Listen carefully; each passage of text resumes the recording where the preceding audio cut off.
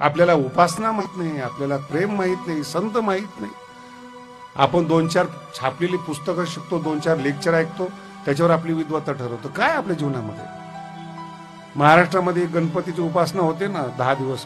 मला त्या गणपतीचं एवढं वाईट वाटतं महाराज, काय सांगायचं तुम्हाला.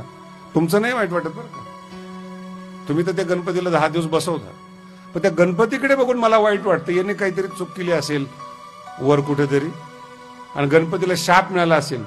दरवर्षी 10 दिवस माणसात जाऊन राहत जा.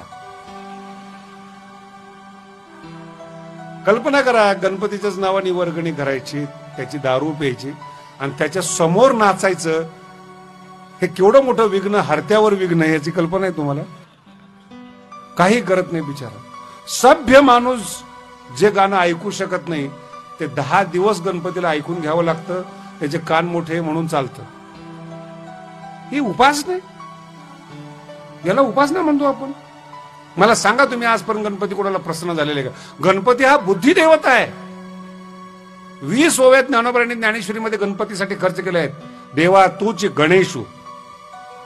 गणपती प्रसन्न झाला याचं कुठली बुद्धिमत्ता तुमची वाढली, कुठली चव वाढली? काय कळालं तुम्हाला जीवनामध्ये की याला गणपती म्हणतात म्हणून?